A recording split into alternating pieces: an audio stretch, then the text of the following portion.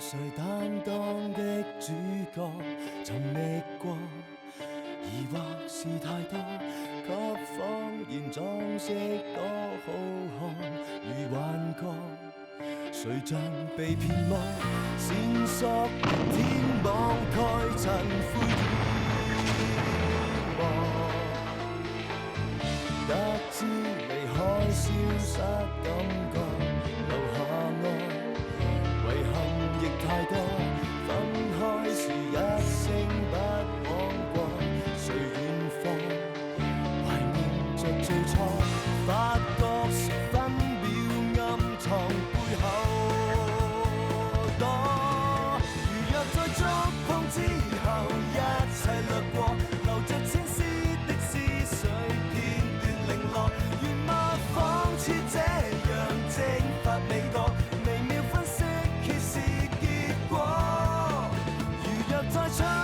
之後清理罪過，留下足跡給追溯記錄量度，無論一再怎樣遮蓋視覺，逃避不出鑑定結果，沒錯。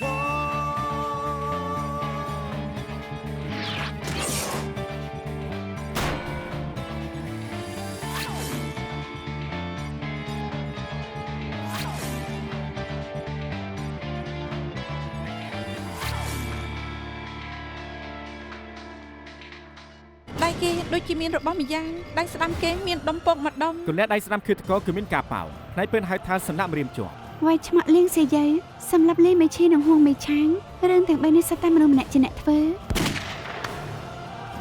ជាសិនខ្ញុំមិនអាចឲ្យគេដណ្ដើមនាងទៅឡើយខ្ញុំមិនដែលស្រឡាញ់លោកទេលោកឈួតហើយ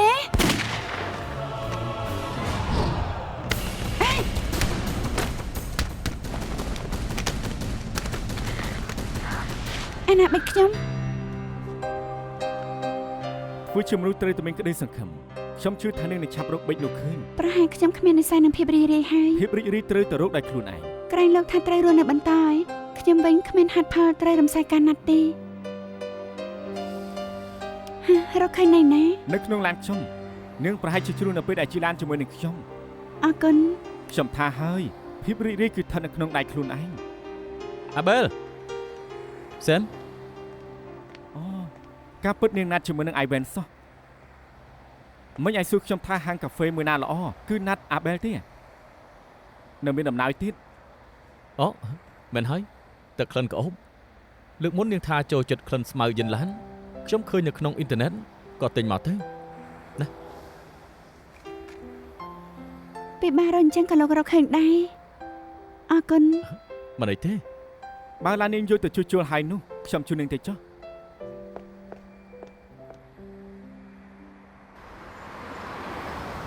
ហាងកាហ្វេដែលខ្ញុំប្រាប់ឯងមិញដូណាត់និងនំខេកគឺសុទ្ធតែធ្វើដោយខ្លួនឯងបរិស្ថានស្ងប់ស្ងាត់សុំនឹងជជែកគ្នាណាជជែកអីទៅ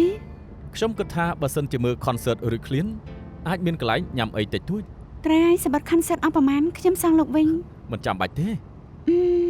លោកប៉ាខ្ញុំមើល concert តែទៀនខ្ញុំប៉ាលោកហូបអីវិញមិនចាំបាច់ចេញម្នាក់ម្ដងច្បាស់លាស់ពេកទេខ្ញុំនៅអង់គ្លេសទម្លាប់ចេញរៀងខ្លួនបើសិនត្រូវគិតច្បាស់លាស់អញ្ចឹងពិតមែនអញ្ចឹងបន្តិចទៀតខ្ញុំប៉ានាងញ៉ាំអីហើយយប់ជាងនេះមានតែនាងប៉ាខ្ញុំញ៉ាំ buffet វិញម្ដងកន្លែងណាអាចហូប buffet ពេលយប់អញ្ចឹងបានត្រូវការកក់ទេនាងគិតថាខ្ញុំនិយាយមែនទេណាមើលទៅភាពកំ pl ែងឯងធម្មតាពេកត្រូវការទៅរៀននៅអង់គ្លេសថែមទេ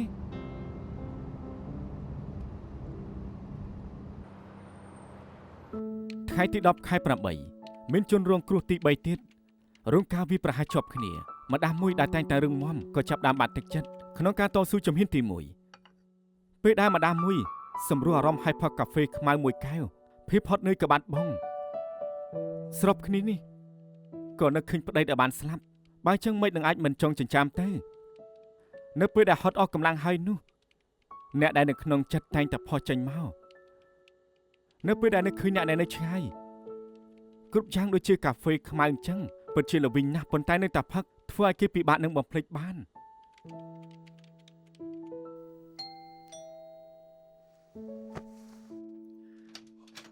វ៉េខ្ញុំថាហើយច្បាស់ជាឯងឬចុះឬឡើងនៅតែរឿងមកផឹកកាហ្វេនៅទីនេះដដែល anh thayខ្ញុំចឹងមែនទេមែនអាបែលថាស្ដាប់ចម្រៀងរួចក៏ថាហត់ខ្ញុំក៏ជូនគេទៅផ្ទះទៅហើយឯងថាយប់នេះត្រូវសរសេររឿងទៀតខ្ញុំក៏ទៅទិញបបរយកមកឯងទៅឯងថាទៅមើលមិត្តដូចជាខ្ញុំនេះរកឯណាបានទៅ ឯងតាមគូដៅធំហើយនៅល្អដាក់ខ្ញុំទៀតទុកថាមិនអន់ទេចាំមិនមានសង្ឃឹមដែរទេណែប្រាប់ខ្ញុំបានអត់ សង្ឃឹមច្បាស់ជាមានចុះតែត្រូវចំណាយពេល តែគេធ្វើដូចជាតាមបែបអង់គ្លេសណា យើងដឹងតែពួកយើងមកវិញយូរឆ្នាំហើយមុនក្រោយគង់តែត្រូវធ្វើបែបចិនប្រុសមើលថែស្រីគឺជាប្រពៃណីដ៏ល្អបំផុត ស្ដាប់ទៅដូចជាមានជំនឿចិត្តណា ជាង10ឆ្នាំមុនយើងញ៉ាំបបរនៅពេលយប់ពាក្យថាឃ្លានមានលើទ្រូងយើងតាំងពីពេលនោះម្លេះ ឯងហ៊ានដើរទៅផ្លូវមុខគឺត្រូវតែបើថ្ងៃណាមួយឯងពិតជាជន់ចំដៃគូលមែននោះទ្វារផ្ទះជើងបើសម្រាប់ឯងរហូតអាចមកក្បែរខ្លួនជើងវិញបាន ដូចតែគ្នាទេ យើងថាយឯងនឹងណា យើងតបឯងតើស្លាប់អស់2នាក់ឯងមកដាំលៀងប៊ីតការឿងទាំង3គ្មានតម្រុយអីសំបីតែបន្តិច មែនហើយសឹបយូរយ៉ាងនេះហើយនៅតែគ្មានបានអីសឹបបែតែតម្រុយគិរីនេះក៏ដាច់ទៀតគួរឲ្យខឹងណាស់ អ៊ីវ៉ាន់ណាខាងនាងមានរកបានអីថ្មីដែរទេ អ្វីពិសោធន៍បានពិសោធន៍អស់ហើយមិនទាន់មានអ្វីថ្មីឡើយ អាយ៉ាសុំវល់ចុះពួកឯងកុំធ្វើអញ្ចឹងអីបើសិនជាពួកឯងមិនជឿលើខ្លួនឯងក៏ត្រូវជឿលើមេពួកយើងដែរ មែនហើយម្ដាមម៉ាពូកែធ្វើការអញ្ចឹងមិននឹងមានក្តីដែលបំបាច់មិនបានទេគ្រាន់តែត្រូវការពេល ហ្វមយូឡាពិតជាគិតត្រូវមែនគួរតែគិតវិជ្ជមានសកម្មបន្តិចខ្លួនឯងត្រូវមានជំនឿចិត្តមិនអាចគិតអញ្ចឹងបានទេ បងខ្ញុំតែនិយាយថាសំណាញ់ច្បាប់ញឹកណាស់ជឿល្មើមិនអាចសំណាងមួយជីវិតបានទេ និយាយត្រូវមែនហើយគ្រប់គ្នាកុំធ្វើមុខអញ្ចឹងអីចេញមកផឹកអីឲ្យសប្បាយចិត្តបន្តិចទៅមកផឹកទៅ មកចូលកែវ ចូល កែវ ចូលមួយ កែវ ជុលមួយ ចូលមួយ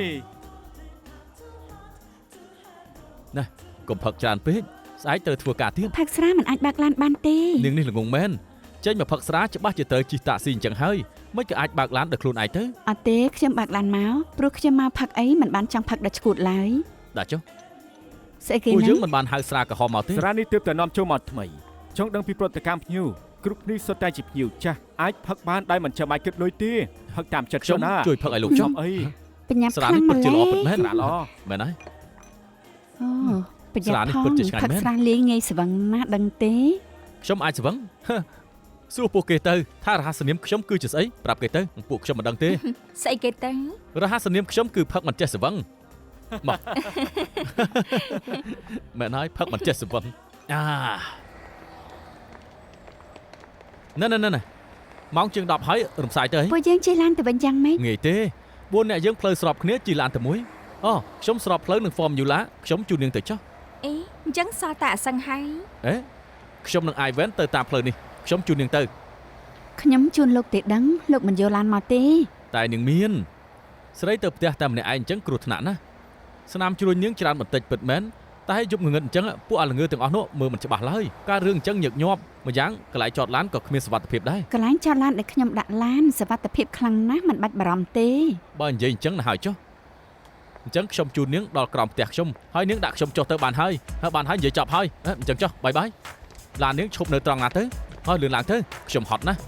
ឆាប់ឡើងទៅ វ៉ាលោកដាស់វេកផ្លូវប្រយ័ត្នក្អួតទៅខ្ញុំប្រាប់លោកណាកុំក្អួតលើឡានរបស់ខ្ញុំឲ្យសោះ ខ្ញុំមិនងាយក្អួតនោះទេតែខ្យល់បក់អញ្ចឹងរៀងឈឺក្បាលបន្តិចសំណាងដែលខ្ញុំមិនចង់ក្អួត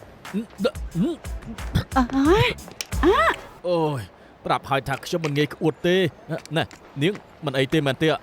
គួរតែប្រយ័ត្នបន្តិច លោកមិនអីមែនតែខ្ញុំអី អើយនាងទេដែលមិនប្រយ័ត្នអញ្ចឹងនោះហើយបើកឡានទៅផ្ទះយ៉ាងម៉េចកើតទៅ ទៅផ្ទះហ៎ខ្ញុំត្រូវទៅពេទ្យ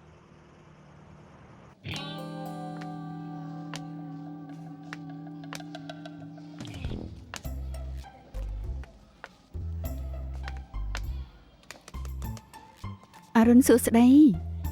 សុំទោសផងមិននេះខ្ញុំដាក់ថ្នាំស្រេចខ្លាំងដល់ម្លឹងមករំខានលោកទេ អត់ទេរួចហើយតោះទៅបានហើយនៅ ទៅស្អីត្រូវបងលុយ តោះខ្ញុំជាអ្នកនាំទុកដល់នាងទៅខ្ញុំបង មិនបាច់ទេ បាច់ ហេ អ្នកនាងអស់ប្រហែលដែរទៅ ចេះអស់350 350ថ្លៃម្លេះអាចឆូតកាតបានទេ សុំទោសផងមិនបានទេ គ្រូពេទ្យអរគុណហើយ អរគុណ ឆូតកាតមិនកើត ប្រាប់ហើយថាខ្ញុំចេញ នាងកាន់ឈើច្រត់ហើយនៅពាក់កែងទៀតបើរបួសមួយខាងទៀតយ៉ាប់មិនខានទេខ្ញុំទៅទិញស្បែកជើងដល់នាងចុះ ចាំមួយផ្លែតណាចាំខ្ញុំ អ្នកនាងអាប់ឲ្យ150វិញ បានអរគុណ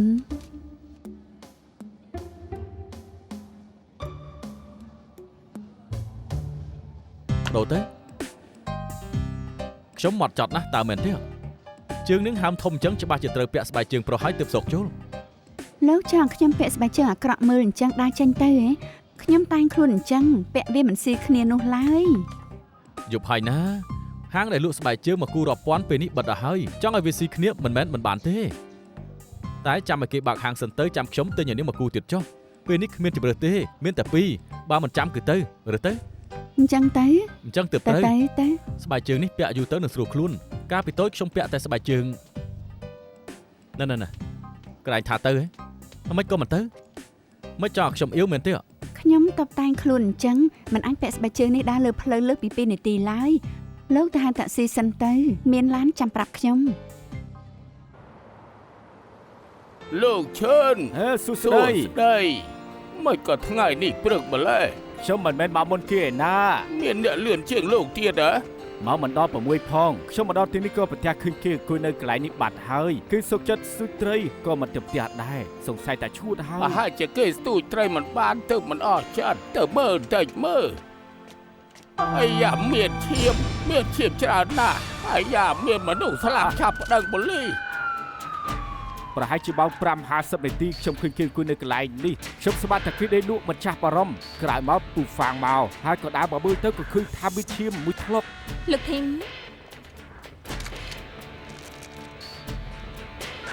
ម ម្ដងមកយ៉ាងម៉េចហើយ សាក់សេអ៊ំឈិនបានឃើញអ្នកស្លាប់នៅពេលព្រឹកម៉ោង5:50នាទីដំបូងស្មានថាដេកលក់ក្រោយមកទើបឃើញធ្លាក់ឈាមនៅលើដីរួចក៏ប្តឹងប៉ូលីស យ៉ាងម៉េចមានឃើញអីទៀត រកឃើញស្នាមរៀមដៃលើដងសន្ទូចនិងកៅអីតែលើកៅអៅនឹងកអ្នកស្លាប់រកមិនឃើញកញ្ចៅដៃទេ ប្រហែលពេលដែលគិតកោចាត់ការគឺប្រើស្រោមដៃដូច្នេះអ្វីដែលប្រមូលបានគឺសុទ្ធតែជាកញ្ចៅដៃអ្នកស្លាប់ពូជើងនឹងទៅវិញប្រៀបធៀបឲ្យបានច្បាស់ អរគុណ ឈាមបាញ់នៅខាងមុខអ្នកស្លាប់ខ្ញុំជឿថាឃាតករចាត់ការពីក្រោយទៅ ដុកទ័រគូអាចដឹងពីមូលហេតុស្លាប់និងពេលវេលាស្លាប់ហើយនៅ បើតាមកំណត់ថ្លើមគួរតែចន្លោះពីម៉ោង11ទៅម៉ោង1ជុំវិញតែលើកគេគឺមានស្នាមរបួសជ្រៅហើយវិញគួរតែជាការធ្វើឲ្យដៃសរសៃហូរឈាមរហូតដល់ស្លាប់ ម៉ាដាមនៅក្នុងកាបូបអ្នកស្លាប់មានអត្តសញ្ញាណប័ណ្ណតែគ្មានទូរស័ព្ទនិងកាបូបលុយទេ ដូចជាប្លន់សម្រាប់ឈាម អ្នកស្លាប់គ្រាន់តែមកស្ទូចត្រីតាមត្រីមិនអាចយកលុយមកតាមច្រើនឡើយទោះឃាតករប្លន់ព្រោះចង់បានលុយមែនតែរូបរាងអ្នកស្លាប់មកមុនអញ្ចឹងគួរតែមិនអាចរកយកគេឡើយម្យ៉ាងដុកទ័រគូថាឃាតករចាប់អាកពីក្រោយសាហាវដល់ម្លឹងគួរតែចង់បានជីវិតជាងចង់បានលុយមិនអាចជាការប្លន់សម្រាប់ធម្មតានោះឡើយ ម៉ាដាមបានមើលធុងសម្រាមចិត្តនេះហើយរកមិនឃើញអាវុធឃាតករគួរឲ្យសង្ស័យទេឃាតករមិនទុកអាវុធឃាតករបើគេមិនយកទៅទេក៏បោះចូលសមុទ្រឲ្យចប់ដែរ ហើយអ្នកជាមួយទឹក Yes madam អ្នកស្លាប់គឺហឺកុងហ្វូភេទប្រុសអាយុ33ឆ្នាំមើលទៅគ្មានស្នាមប្រតែបន្ទប់គ្នានោះទេ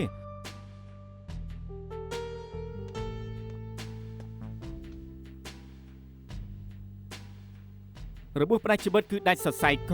ហូរឈាមរហូតដល់ស្លាប់មុខរបួសប្រវែង12សង់ទីម៉ែត្រ តែអ្នកស្លាប់រឹងមាំយ៉ាងនេះមិនអាចថាវាយឆ្មក់ឲ្យបន្តដៃងាយនឹងត្រូវគេចាប់ជាប់ដល់ម្លឹងទេ ប្រើភ្លើងស្វាយបន្តិចទៅ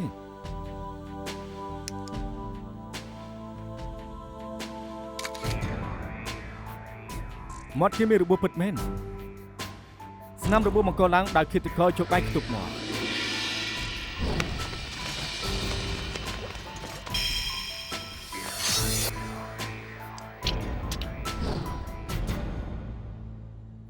មើលទៅឃាតករអាចប្រើគឺឡូហ្វាំងធ្វើឲ្យសន្លប់រួចហើយទើបចាត់ការ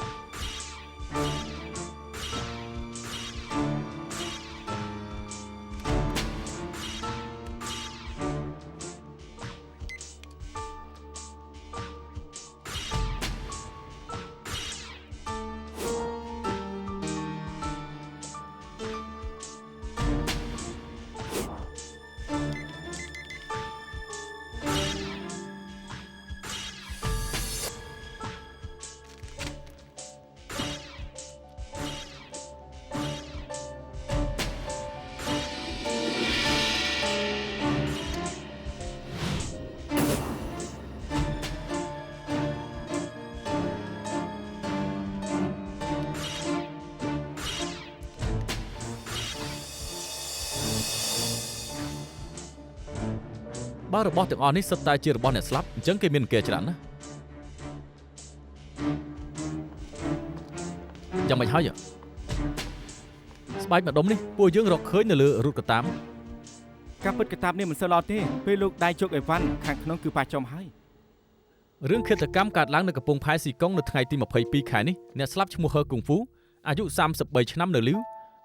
គេនៅក្នុងក្រុមពលិតអគិភ័យនៅឆាវ៉ាំងទើបតែមកពីទស្សនកិច្ចសិក្សានៅពេលកាំងទេពេលនេះគេកំពុងតែសម្រាក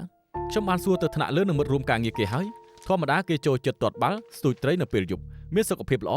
ជាប្រុសល្អម្នាក់គ្មានអីពិសេសទេ អាសយដ្ឋានគេនៅជើអ៊ីយ៉ុងពួកខ្ញុំបានសួរអ្នកជិតខាងឲ្យពួកគេថាធម្មតាជួបគ្នារយៈតិចតួចមិននិយាយគ្នាច្រើនទេ ខ្ញុំឆែកពីអរញ្ញវត្ថុគេហើយប្រក់ក្តីគ្មានបំណុល លើខ្លួនអ្នកស្លាប់គ្មានរបួសប្រតែបន្ទាប់គ្នាមូលហេតុស្លាប់គឺកាត់ផ្ដាច់សរសៃកហើយហូរឈាមរហូតដល់ស្លាប់ អាសេមរកឃើញសរសៃពណ៌ស្វាយនៅក្នុងមាត់អ្នកស្លាប់ពិសោធន៍រួចបញ្ជាក់ថាមានសារធាតុគឺឡាហ្វាំង សរសៃពណ៌ស្វាយទៀតហើយ មែនហើយ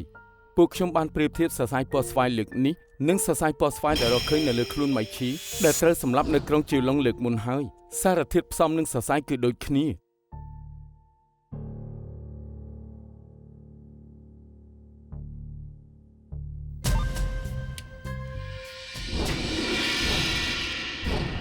នៅលើអាវក្រៅរបស់អ្នកស្លាប់ហឺគង់ហ្វូមានអង្គច្រើនសុទ្ធតែជារបស់អ្នកស្លាប់តែស្បែកដែលរកឃើញនៅលើរូបកតាបមិនមែនជារបស់គេទេអាចជារបស់ឃាតករដែរទេ អាចតែរួចព្រោះក្នុងកាបូបក្រៅពីរកឃើញអត្តសញ្ញាណប័ណ្ណរបស់អ្នកស្លាប់ហើយនោះកាបូបលុយនិងទូរស័ព្ទសុទ្ធតែរកមិនឃើញ ស្បែកម្ដុំនេះអាចថាពេលឃាតកររលូកដៃយកអីវ៉ាន់ក្នុងកាបូបក៏ត្រូវរូបកាបូបកោះចំ អាចពិនិត្យ DNA ដឹងទេមែនតាមការពិនិត្យ DNA អ្វីត្បិតមិនមែនជារបស់ជនល្មើសតែក៏រកការប្រៀបធៀបឃើញដែរឬពាក់ព័ន្ធនឹងឃាតកម្មលីម៉ាឈីទៀតហើយ មិនត្រឹមចឹងទេ DNA នេះត្រូវគ្នានឹង DNA ឃាតករដែលសម្រាប់លីម៉ៃឈីហើយនឹងហ៊ូមីឆាំង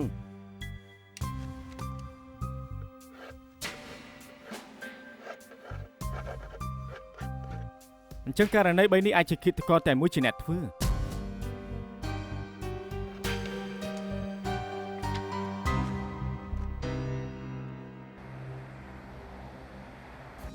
លើកមុនពួកយើងទេថាអ្នកសម្លាប់ហួងមេឆាងនិងលីម៉ៃឈីជាឃាតកររោគចិត្តមានបញ្ហាផ្លូវចិត្តម្នាក់តែហេតុអីលើកនេះគេបែរជាទៅសម្លាប់ប្រុសមៀតមាំម្នាក់ទៅវិញ បើឃាតករមិនមែនជាអ្នករោគចិត្តទេនោះអញ្ចឹងអ្នកស្លាប់3នាក់នេះមានអីពាក់ព័ន្ធជាមួយនឹងគេដែរទេមែនទេ ម្នាក់ជាស្រីដើមមិនកើតម្នាក់ជាស្រីក៏ថ្លង់ពីកំណើតម្នាក់ទៀតជាអ្នកពលិតអគិភ័យមាំមួនពាក់ព័ន្ធអីនឹងគ្នាទៅ ឬពួកយើងធ្វើប្រហែសតាំងពីដំបូង អាចថាពួកយើងដើរខុសផ្លូវហើយ ចាត់ការមនុស្សស្រីខ្ញុំយល់តែហេតុអីលើកនេះក៏ដល់វេនប្រុសទៅវិញ ណាហើយចោបើគិតមិនជុលទៅបីជាគិតទៀតក៏គិតមិនជុលដែរអញ្ចឹងចោជប់នេះស្អីក៏មិនចាំបាច់គិតដែរផឹកស្រាយសប្បាយទៅក្រែងលុះស្អែកឡើងមានអារម្មណ៍ល្អអាចគិតឃើញណា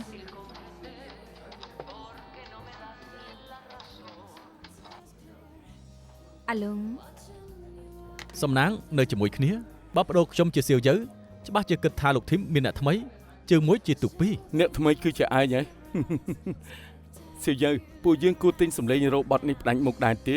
បែរចំណាយលុយទិញសិតភ្លេងទុកលុយទិញស្រាបញ្ច្រកអីវ៉ែនកុំឲ្យគេនិយាយផ្ដេសផ្ដាស់ល្អជាង អរគុណ រឿងខ្លះមិនអាចគិតបែបណាបែបនឹងបានទេភ្លេងពីរោះច្បាស់ជាមានអ្នកស្ដាប់ មើល ច្រើន តែមានរឿងខ្លះខ្ញុំនៅមិនទាន់ដឹង ភ្លេងនេះជាបទអេស្ប៉ាញជាបទស្នេហារបស់ពួកគេ ចេះដឹងច្រើនមែន នឹកឃើញអីហ្នឹង ពួកយើងដូចជាធ្វើប្រហែសរបស់ខ្លះមែនអាសេមនិយាយត្រូវរឿងក្តីឃាតកម្មតគ្នាពួកយើងពិតជាគិតអញ្ចឹងមែនព្រោះរឿងទាំងមូលមានភាពអាចទៅរួចតែមួយគត់ណាពួកយើងរកឃើញកំទេចសាច់លើខ្លួនអ្នកស្លាប់លីម៉ៃឈីនិងស៊ីវយើដូច្នេះពួកយើងគិតថាឃាតករជាជាងធ្វើសក់អញ្ចឹងពួកយើងក៏ស៊ើបពីជាងធ្វើសក់រីគីតែពេលស៊ើបគេមានផោះតាំងមិននៅនឹងកន្លែង គេជាមនុស្សអាក្រក់ថ្ងៃពុធអាទិត្យមុនគេថាធ្វើខួបកំណើតឲ្យខ្ញុំហើយណាត់ខ្ញុំទៅភ្នំតាអ៊ីនៅបោកឲ្យខ្ញុំឲ្យគេខ្ចី200000បើកហាងធ្វើសក់ទៀតសូម្បីថ្លៃសន្តាគារក៏ឲ្យខ្ញុំចេញដែរ អញ្ចឹងមិនចេះថាខ្ញុំមិនបានសម្រាប់នោះហើយ ដោយពួកខ្ញុំប្រើភ្លេងនេះធ្វើសម្លេងរោពេលសម្លេងរោឡើងគ្រប់គ្នាស្មានថាទូរស័ព្ទពួកខ្ញុំរោសូម្បីពួកខ្ញុំក៏គិតអញ្ចឹងតែតាមពិតបទនេះគ្មានកម្មសិទ្ធិបញ្ញាពួកយើងប្រើបានអ្នកផ្សេងក៏ប្រើបាន បានន័យថាពួកយើងគិតឃាតករជាជាងធ្វើសក់ទើបគិតបែបហ្នឹងលើរិគីតាមពិតអាចនឹងជាការងារដែលមានការពាក់ព័ន្ធនឹងសក់ ពួកយើងគិតខុសអញ្ចឹងព្រោះតែពួកយើងគិតថាថ្ងៃដែលលីម៉ាឈីគ្រោះថ្នាក់គឺបានទៅធ្វើសក់ ឆាប់មើលទៅបើតាមខ្ញុំគិតសង្ឃ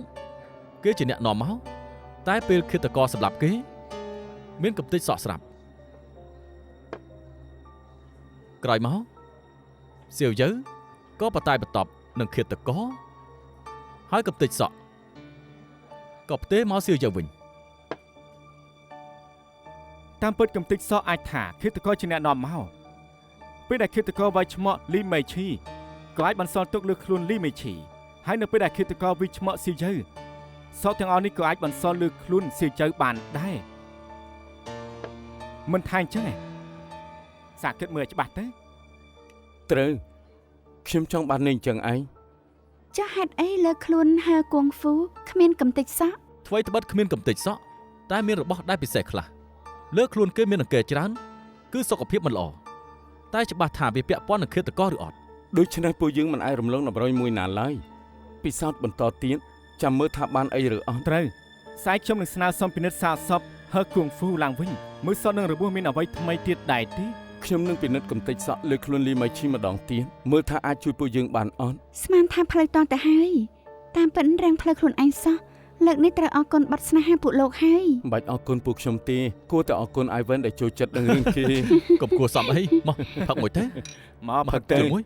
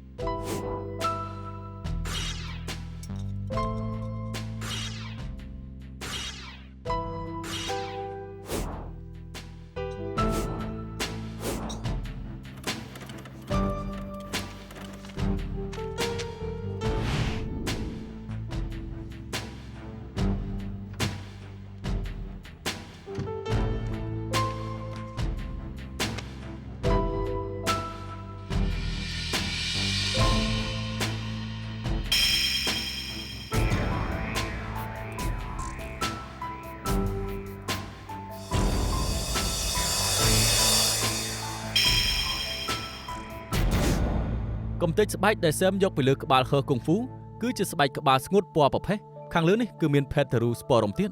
អ្នកស្លាប់គួរតែមានបញ្ហាស្បែកក្បាលពេទ្យចិនហៅថាប៉ៃសៀហ្វុងអាការៈនឹងមានស្បែកក្បាលស្ងួតពណ៌សនិងពណ៌ប្រផេះនៅលើក្បាល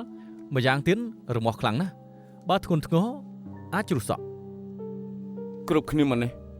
កំទេចសក់ដែលរកឃើញលើខ្លួនលីម៉ៃឈីហើយនឹងសៀវយើតាមការពិសោធន៍ខ្ញុំបែងចែកជាពីរក្រុមសក់ក្រុមទី1មានសារធាតុ surfactant silicon ក្រាមបន្ទន់សារធាតុភ្លឺក្លិនក្រអូបនិង collagen វាជាសារធាតុក្នុងសាប៊ូធម្មតាអ្នកប្រើសាប៊ូនេះគឺលីម៉ៃឈីគេតែងតែធ្វើសក់នៅហាង QNC តែនៅលើសក់មួយក្រុមទៀតមានចៅជាសូអ៊ូជីនសិនទឹកខ្ញីជាអង្កាំហើយនឹងទឹកឈើពណ៌សុទ្ធតែជាថ្នាំចិនទាំងអស់ហ្នឹង ម្យ៉ាងប្រេងយ៉ាងកាំងជីអាល់មុនសុងហុងមីអាមីណូប្រេងចូជូបាសុទ្ធតែជាសារធាតុជួយដល់ការរមាស់ផ្ដល់សំណើមនិងការពារស្ងួតនិងបញ្ហាស្បែកក្បាល កំទេចសក់ដែលពួកលោកពិនិត្យលើកមុនក៏មកពីមនុស្សផ្សេងគ្នាដូច្នេះទើបគិតថាឃាតករជាអ្នកធ្វើសក់ម្នាក់តាមការវិភាគនេះសារធាតុក្នុងសក់ក្រុមទី2រៀងពិសេសមិនដូចសារធាតុក្នុងហាងធម្មតានោះទេ បើខ្ញុំទីមិនខុសទេគួរតែជាហាងថែរក្សាសក់ដែលប្រើថ្នាំចិន មានតែដាក់ច្បាស់អញ្ចឹងមិនពិបាកស៊ើបនោះទេ អញ្ចឹងពឹងលើនាងហើយ ពួកយើងបានស៊ើបដឹងថាទូទាំងហុងកុងមានហាងមួយពិតជាប្រើថ្នាំចិនធ្វើជាសាប៊ូកក់សក់ពិតមែនព្យាបាលសក់ជ្រុះហើយនឹងគេ ពួកនេះមិនធ្វើសក់មែនទេ ក្រុមក្តីកម្រិតធ្ងន់ពួកខ្ញុំចង់ឲ្យលោកផ្ដល់ចម្លើយខ្លះពាក់ព័ន្ធនឹងករណីឃាតកម្មទាំង3 ករណីឃាតកម្មហ៎សូមមកជួយខាងនេះ ទីនេះមានជាងធ្វើសក់ទេ គ្មានទេព្រោះពួកយើងមិនមែនជាអ្នកកាត់សក់ឡើយទីនេះគឺជាកន្លែងព្យាបាលសក់ឲ្យភ្ញៀវតែមានពេលខ្លះក៏ជួយកាត់ឲ្យភ្ញៀវម្ដងម្កាលដែរដូច្នេះមានបុគ្គលិកមានបទពិសោធន៍កាត់សក់ ខ្ញុំរកឃើញសរសៃពណ៌ស្វាយនៅក្នុងមាត់អ្នកស្លាប់ក្រោយពិសោធន៍បញ្ជាក់ថាមានសារធាតុគឺឡាហ្វាំងពួកយើងប្រៀបធៀបសរសៃលើកនេះនិងសរសៃពណ៌ស្វាយដែលរកឃើញលើខ្លួនលីម៉ៃឈីនៅក្នុងក្រុងជីវឡុងគឺដូចគ្នា គេប្រហែល1.8 ម៉ែត្រពាក់មុខកតាប់និងពាក់ម៉ាស់ខ្ញុំមើលមិនឃើញមុខគេឡើយ មកកតាប់នេះជារបស់អ្នកណា របស់អាចុង គេជាអ្នកដែលចេះកាត់សក់ដែលលោកនិយាយហ៎ មែនហើយឲ្យតែភ្ញៀវចង់មកសេរីសក់គឺប្រគល់ឲ្យគេហើយតែគេមិនមកធ្វើការទេ ហេតុអី ប្រហែលថ្ងៃនេះគេផ្ដាសាយពាក់មួកប្រហែលថ្ងៃនៅមិនទាន់ជានៅឡើយទេខ្ញុំខ្លាចគេធ្វើឲ្យឆ្លងដល់ភ្ញៀវក៏ឲ្យគេសម្រាប់ប្រហែលថ្ងៃទៅចាំជួយទើបឲ្យគេមកវិញ លោកមានលេខទំនាក់ទំនងណាអាសយដ្ឋានគេទេ បាត់មាន លោកដឹងថាចង់នៅជាមួយអ្នកណាទេ អាចុងមកកន្លះឆ្នាំហើយធ្លាប់ឮគេថាដូចជាមានប្រពន្ធនិងកូនស្រីថាមិនដឹងហេតុអីក៏បានស្លាប់ហើយពេលនេះគេនៅម្នាក់ឯងទេនេះជាអាសយដ្ឋានគេ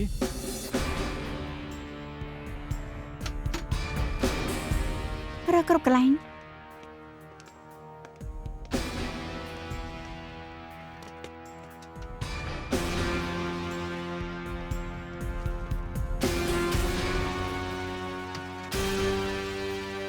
ម៉ាដាម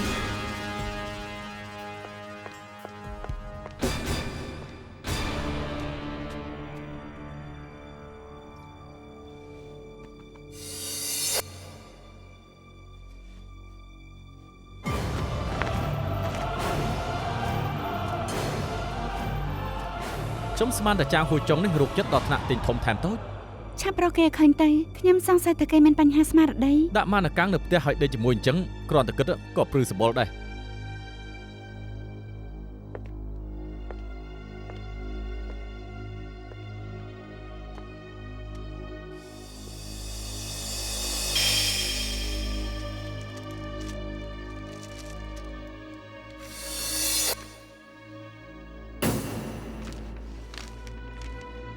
ហ្វឺនិនសៀងថាងកន្លែងដែលតាំងជាទៅជួសជុលនោះឯងក៏នៅក្បែរកន្លែងហួងមីវឆាងជួបគ្រោះថ្នាក់ដែរ មែនហើយបរិច្ចាគ500ប្រុសរោគចិត្តនេះសូមឲ្យព្រះថែរក្សាមែនថ្ងៃនេះគេសុំច្បាប់តកែហើយក៏មកនៅផ្ទះឬមានរឿងពិសេសត្រូវធ្វើ ថ្ងៃ10 ខែ 9 នេះជាថ្ងៃដែលហួងមីវឆាងជួបគ្រោះថ្នាក់ឯង បាទ 26 គឺថ្ងៃនេះហើយ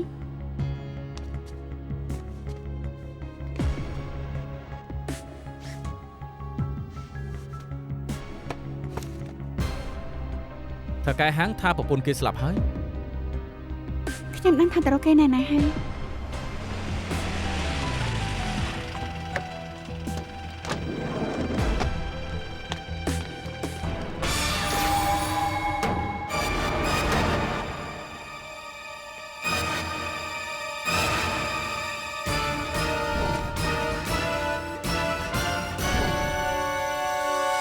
គឺគេចាំងហួយចុង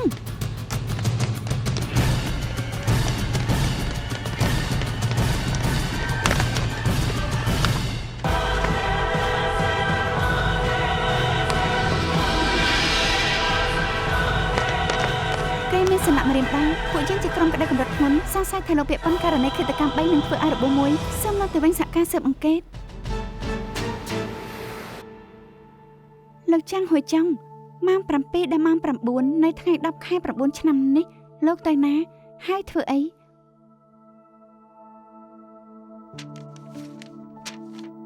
លោកចំណាំផ្ទះចាស់នេះដែរទេ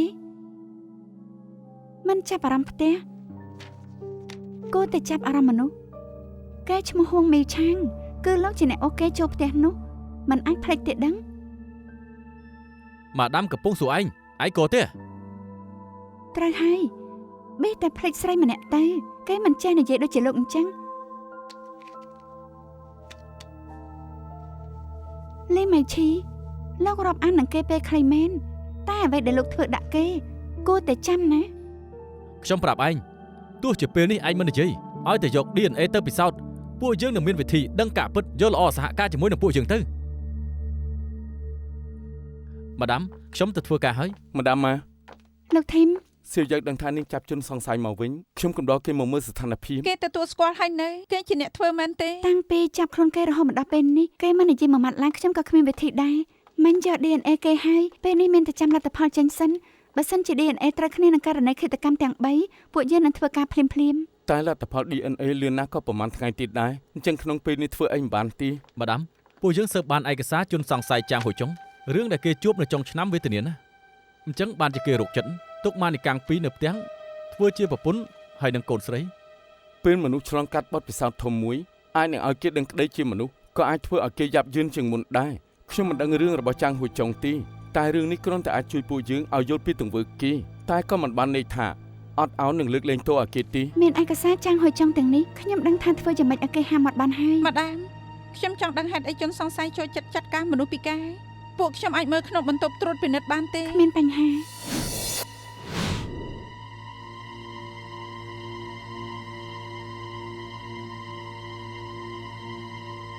យ៉ាងម៉េចអង្គុយយូរអញ្ចឹងស្រេកទឹកដែរទេមែនហើយឯងមិនបាននិយាយផងច្បាស់ជាមិនស្ងួតមាត់អ្នកជំនាញថាចង់ដឹងក្មេងសប្បាយចិត្តឬអត់ងាយណាស់មើលគំនូរដែលគេគូរទៅដឹងហើយក្នុងរូបមានពណ៌ច្រើននិងស្រស់យ៉ាងនេះខ្ញុំគិតថាកូនជ្រូកច្បាស់ជាក្មេងដែលចូលចិត្តសាច់ហើយមើលទៅ មិនក៏នឹងប៉ារុកូនស្រីខ្ញុំពូគេស្រឡាញ់រូបគេណាស់គឺមិនជួយចិត្តឲ្យអ្នកផ្សេងប៉ារុកគេផ្ដេសផ្ដាស់ទេ តែរូបទាំងនេះស្រស់ស្អាតណាស់មិនដូចជាកូនក្មេងអាយុ8ឆ្នាំគូសោះគេច្បាស់ជាគូដែលយកចិត្តទុកដាក់កូនជ្រូកលោកចូលចិត្តគូគំនូរឯង មែនគេចូលចិត្តគូរូបពេលទៅផ្សារខ្ញុំតែងតែទិញកន្លងនិងกระดาษគូឲ្យគេ លោកនៅសិនស៊ុយពូកន្លែងរៀនគូគំនូរនៅឆៃវាងគូម្ដងអស់2ម៉ោងមិនហត់ទេ ដំបូងខ្ញុំក៏បារម្ភដែរតែរឿងដែលគេចូលចិត្តខ្ញុំមិនជួយថាហត់ទេ ចាលោក2ម៉ោងនោះមិនអស់សក់ទេអី ខ្ញុំមានប្រពន្ធកំដរពីជូនកូនទៅសាលារួចក៏ទៅចង់អ៊ីចង់ហូបអីពីព្រឹកហាងនៅទីនោះគឺល្បីណាស់ប្រពន្ធខ្ញុំចូលចិត្តហូបនំថាត់ទីនោះហូបអស់នំពីររាល់លើកកូនសម្លាញ់នៅក្នុងពោះមកឲ្យស្រួលណាហេតុទៅកន្លះឆ្នាំទៀតអាចនឹងចេញមកហើយមិនចាំបាច់ទៅឲ្យកូនប្រុសលឿនចឹងទេ តែពេលនេះខ្ញុំក៏ទំនេរដែរមិនអីនោះទេ បងខ្លាចអូននឿយហត់លើកមុនអូនចាក់ទុកឲ្យកូនស្រីហើយក្រោយមកក៏ចាក់ឲ្យបងមួយទៀតពេលនេះចាក់ឲ្យកូនប្រុសទៀតដែរ ហើយយ៉ាអាវរបស់ទារុងតូចណាស់ដូចជារបស់លេងអញ្ចឹងមានអីពិបាកទេបើអាញខ្ញុំចង់ចាក់ថែមប្រមាណទៀត ព័ត៌មានបន្ទាន់អាគារភីងហឺនៅឆៃវាងមានភ្លើងឆាប់ឆេះអ្នកពន្លត់អាគារភ័យក៏បានមកដល់ហើយកម្លាំងភ្លើងគឺកម្រិត3ទីនោះជាកន្លែងគំនូរ គឺកន្លែងកូនជ្រូករៀន មែនហើយធ្វើយ៉ាងម៉េច ទៅមើលទៅ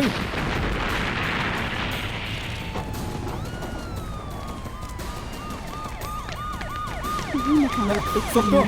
មិនដឹង កូន ទៅ ខ្ញុំនៅរៀនគូគំនូរខាងលើឲ្យខ្ញុំទៅជួយគេទៅ មិនអាចគេទៀតតែ8ឆ្នាំ អ្នក ទេ ព្រឹកលឿនគេចេះតែជួយហើយកុំបារម្ភអី ឲ្យខ្ញុំឡើងទៅ ជួយបានក្មេងស្រីម្នាក់នោះ អូមែនហើយ ជួយបានហើយ មានស្រីម្នាក់ កូនជ្រូក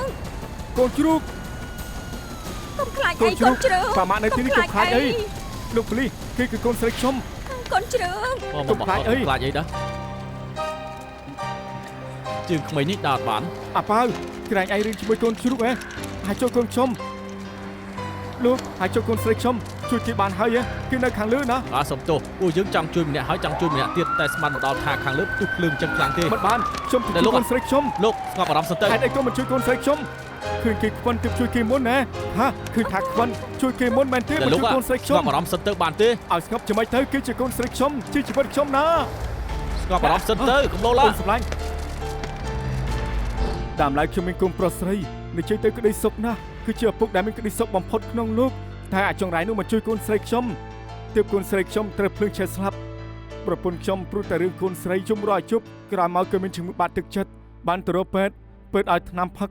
ប៉ុន្តែផឹកថ្នាំដល់ប៉ះពាល់ដល់កូនក្នុងផ្ទៃហើយក៏ឈប់ផឹកកន្លះឆ្នាំក្រោយមកមានជប់មួយក៏ងើបឡើងលេបថ្នាំមួយកំប៉ុងចូលទៅ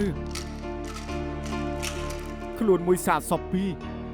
ក្នុងពេលកន្លះឆ្នាំកូនប្រពន្ធគេស្លាប់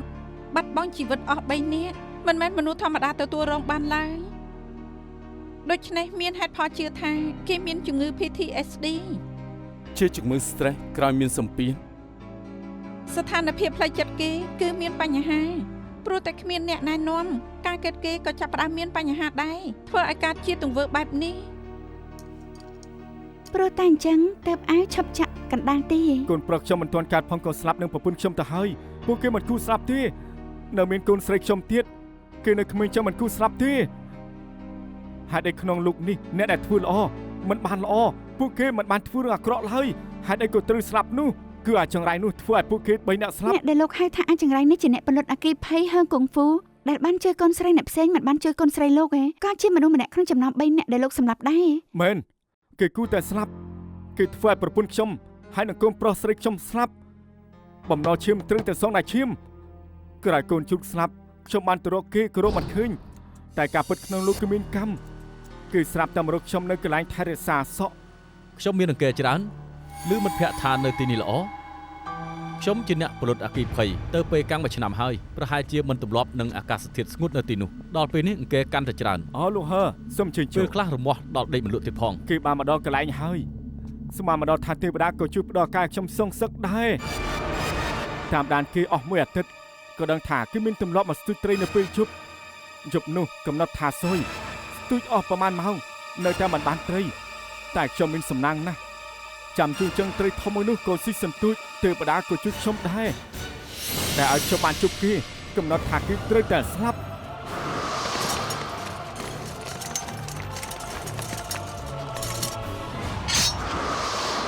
លោកសម្រាប់ហើកុងហ្វូដើម្បីសងសឹកខ្ញុំយល់ចោលស្រីពីរអ្នកផ្សេងទៀតហួងមីវឆាងដើរមិនបានលីមេឈីក៏ថ្លង់ពួកគេពីរអ្នកគ្មានអ្វីពាក់ព័ន្ធនឹងលោកឡើយគ្មានអ្នកណាធ្វើបាបអ្នកផ្ទះលោកទេហេតុអីក៏សម្រាប់ពួកគេនៅប្រាថ្នាធ្វើដៃសាហាយទៀត ពួកគេសុទ្ធតែត្រូវស្លាប់ដូចស្រីម្នាក់ជារទេះរុញចឹងរទេះរុញគេបុកត្រូវគេណាមានអីខុសពីគេបើកដានបុកមនុស្សទៅគេគូស្លាប់ហើយនៅថ្ងៃទី10ខែ9ជាថ្ងៃខួបស្លាប់កូនជ្រូកខ្ញុំទើបចេញមកពីសែនក៏ឃើញមួយគ្រួសារ3នាក់ដើរឆ្លងផ្លូវយ៉ាងសប្បាយដើមឡើយខ្ញុំក៏អញ្ចឹងដែរគ្រួសារពួកខ្ញុំគឺមាន4នាក់ណាក៏សប្បាយចិត្តនឹងមានក្តីសុខជាងពួកគេទៅទៀតតែខ្ញុំមើលទៅខ្ញុំនៅម្នាក់ឯងឯកោកូនស្រីគេហូបការ៉េម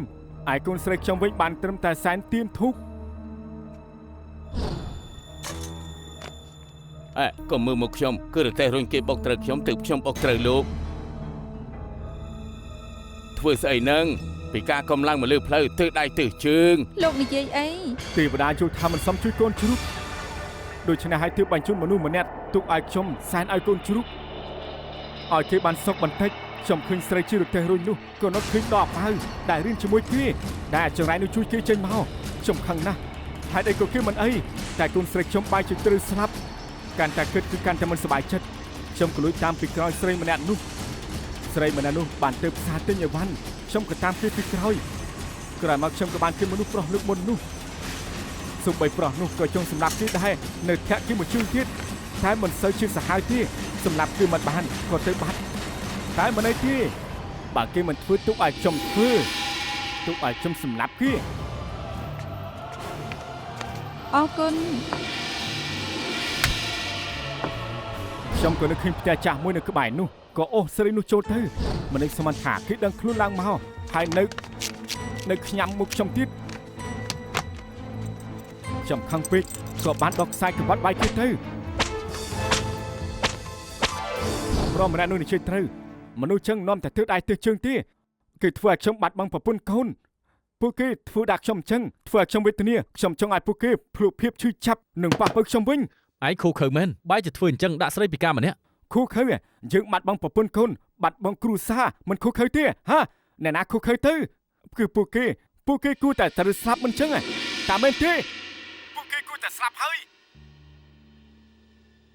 ជំងឺ PTSD នេះអាចមានការរើឡើងបន្ទាប់ពីការប្រែប្រួលដ៏ធំប្រមាណខែឬប្រមាណ10ឆ្នាំបញ្ហាការចងចាំគេត្រូវរក្សាទុកនៅក្នុងអង្គចងចាំដូចចាងហួយចុងឃើញតាំងជីធាក់ហួងមីឆាងទៅជំងឺរើឡើងក៏បណ្ដាលឲ្យមានទង្វើខុសខើបែបនេះ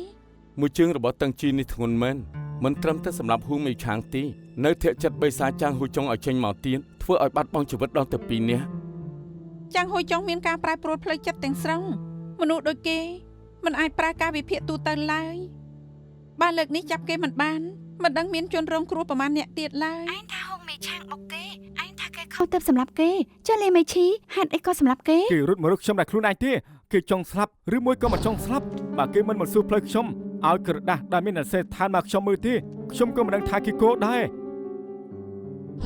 ចុះលេងស៊ីយើងដែលលោកធ្វើឲ្យរបួសវិញគេមានចិត្តក្លាហានជួយគេឬមួយក៏ខុសដែរ គេខុសត្រង់ចេះដឹងរឿងគេពេកបែរជាចង់កំណត់គេស្លាប់តែគេបាក់ហើយមនុស្សប្រភេទនេះគួរតែស្លាប់ទៅតែជប់នោះគេសំណាងហើយដែលមានអ្នកមកជួយគេទាន់មិនចឹងជប់នោះគេស្លាប់យូរមកហើយ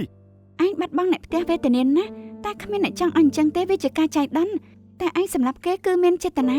ឯងពិតជាមិនយល់ថាខ្លួនឯងធ្វើខុសមែនទេ មែនហើយ ពួកគេម្នាក់គូតែស្លាប់រស់នៅក្នុងលោកនេះនាំតែទៅតែងទេខ្ញុំធ្វើត្រូវហើយ ខ្ញុំចាប់ផ្ដើមយល់ហើយការប្រែប្រួលផ្លូវចិត្តអាចមើលដឹងលើកយកចាំងហួយចង់មកនិយាយចុះអ្នកដែលគេរើសមានចំណុចដូចគ្នានិងមានមូលហេតុឲ្យតែយើងដឹងពីមូលហេតុប្រែប្រួលផ្លូវចិត្តគេបូកថែមការវិភាគច្បាស់ជាអាចទាយដឹង អូនថានេះមិនជាវិធីចាប់ជនល្មើសទូទៅទេជាការនិយាយពីផ្លូវចិត្តអក្រិតជនណា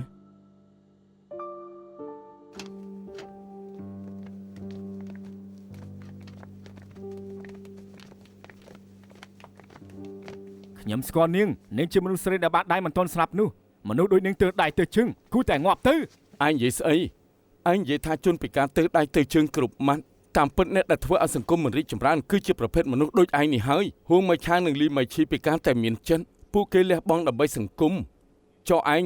ជាមនុស្សមានដៃជើងគ្រប់គ្រាន់តែផ្លូវចិត្តឯងមិននឹងណការគិតមានបញ្ហា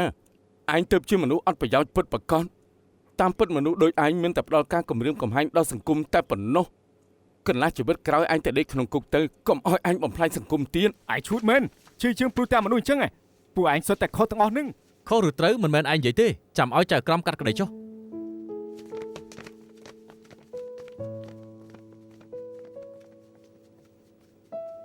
ខ្ញុំមិនអីទេតែខ្ញុំយល់ថាផ្លូវចិត្តមនុស្សចម្លែកមែនយល់ច្រឡំតិចតួចសោះធ្វើឲ្យពិភពលោកកលាប់ចាក់បដូរខ្មៅទៅជាសសម្រាប់មនុស្សដុតភ្លើងទៀននៅតែយល់ថាខ្លួនឯងអត់ខុស ឯងកំពុងតែនិយាយពីផ្លូវចិត្តអក្រិតជនដែលជាផ្នែកដែលសំខាន់មួយដែរណា តែធម្មតាពួកយើងប្រឆាំងនឹងជនល្មើសក៏ពិបាកដែរ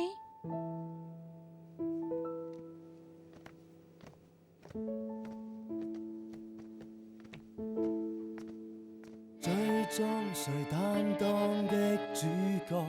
尋覓過疑惑是太多給謊言裝飾多好看如幻覺誰像被騙妄線索越天網蓋塵灰掩望得知離開消失